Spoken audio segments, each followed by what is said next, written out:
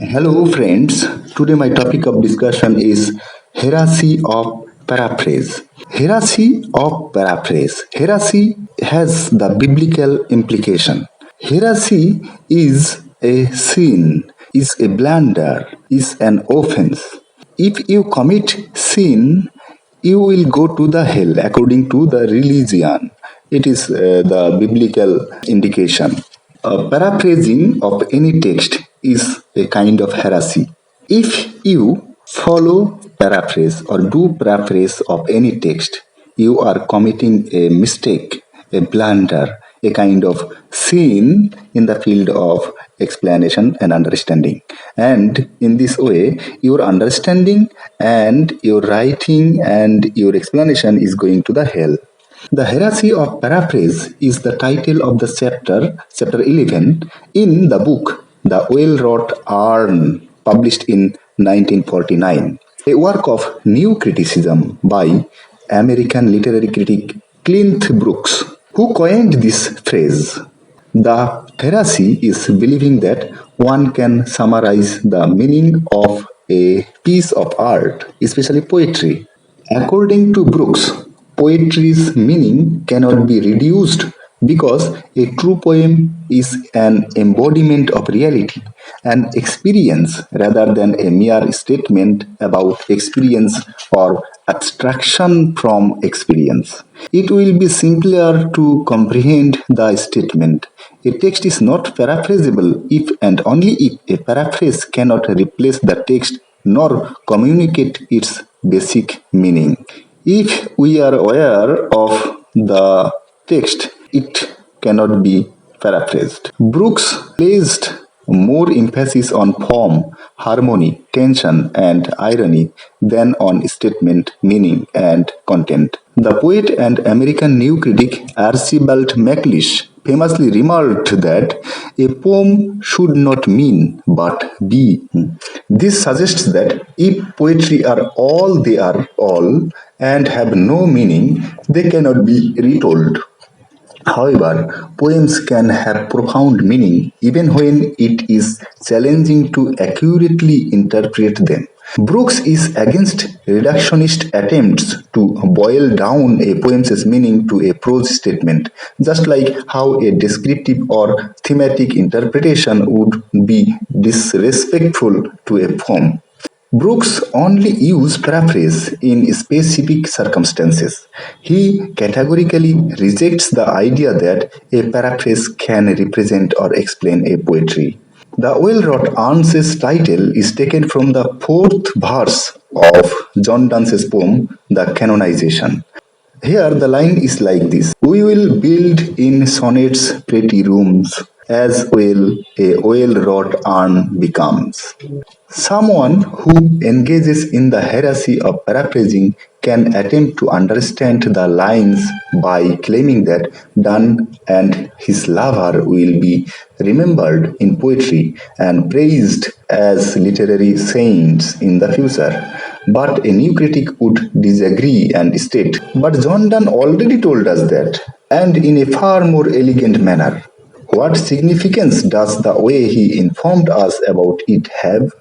Brooks warns or reprimands critics who paraphrase poetry, pointing out that doing so leads to readers misinterpreting metaphors and rhymes and ultimately reduces a poem to saying nothing, when in reality it says a lot.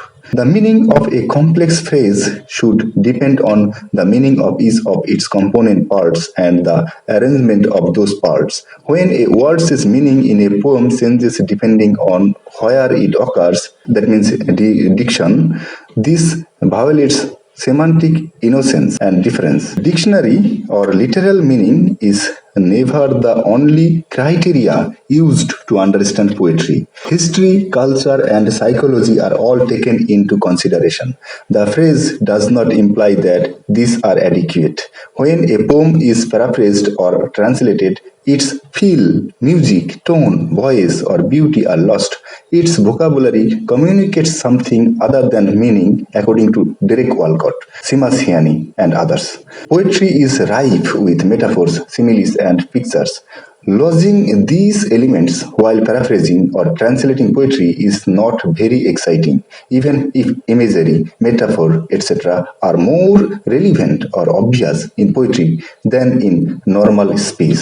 However, it is clear that the new critics are considering the semantics of poetry rather than aesthetics or the psychology of poetry reading when they support the heresy of paraphrase. People contend that the tone of a poem affects which parts of the world they find appealing, what words apply to, and what they are true of.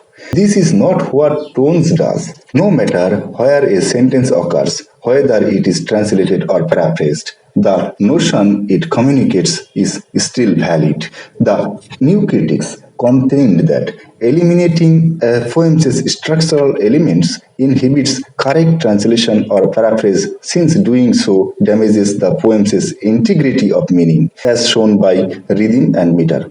Pushkin's English translators like Roman Jakobson and Vladimir Nabokov lament the fact that his poetry magic is invariably lost in translation. Brooks does not take issue with the use of a few discursive paraphrasable utterances in a classroom setting. He points out that a poem is not a scientific theory, since it is a structure made up of gestures, attitudes, and emotions. A poem has a unique poetic cosmos that forms the basis of its romantic structure. The meaning of a poem is revealed not via logical abstraction but rather through theoretical impact. Dramatic tensions in motion create meaning, but irony, ambiguity, and contradiction in poetry provide meaning. According to Brooks, paraphrasing in poetry is inaccurate and harmful to how the poem should be understood. Brooks uses the line from one of Browning's poems. The line is, "So o'er the night the east was dismal." If we fall for the heresy of paraphrasing, we run the risk of further upsetting the fundamental logic of the poetry. When we embrace the paraphrase as our attitude, we miss the point of metaphor and meter. Paraphrasing poetry is not the same as explaining or analyzing it.